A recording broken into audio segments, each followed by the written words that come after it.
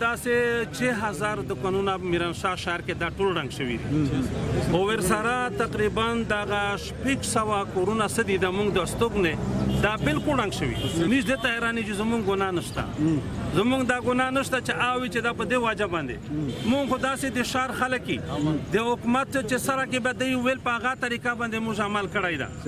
د وطن امن پسند موږ دا نه دي کړي مخالفت نه ده کړې حکومت ته پته ده چې موږ داسې خلک یي دې په وجود موږ دا مطالبه ده چې موږ کورونه ویل ړنګ شول موږ په میرانشاه بازار کې شپږ سوه تقریبا کورونه او چې هغه ټول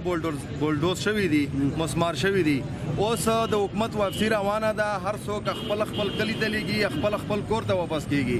موږ چې کوم په ښار کې اوسېدونکي خلک دي د میرانشاه بازار زموږ کورونه وران شوي دي هلته بالکل ګراونډ جوړ شوی دی زمونږ کدی واپسی کوي نو مونږ به چېرته ځو مونږ به هلته بیا کیمپ ته ځو مونږ ته به بیا کیمپ جوړوي هلته مونږ بیا متاثرین کېږو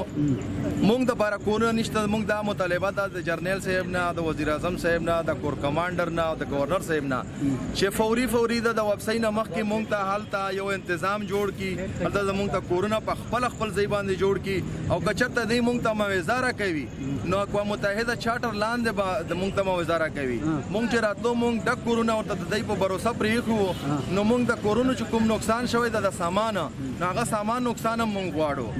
او دې نه مخکې که چېرته زمونږ دا مطالبې ونه منلې شوې غور فکر په چا به ونه کړلو نو په 1 جون به موږ د اقوام متحده دفتر مخکې په اسلام آباد کې یو احتجاجي درنه ورکوو د هغه کورونو چې په هغې باندې 2-3 کروڑ روپۍ قبایلو لګولې وې د هغوی دپاره چې کوم 4 لکه روپۍ ورکوي قبایل دا مسترد کوي ځکه چې یو طرف له د امریکې نه عربونه ډالر راځي او هغوی دوی په خپله کې تقسیموي او خپل مفادات پې حاصلوي بل طرف له قبایلو له د سروې په نوم باندې ډرامه شروع کړې ده دوی په دا احتجاج کې به موږ په واټه سیاسي اتحاد شامل یو او د دوی دا مطالبه چې دا د غونډې پاټه مطالبه ده موږ ورسره یو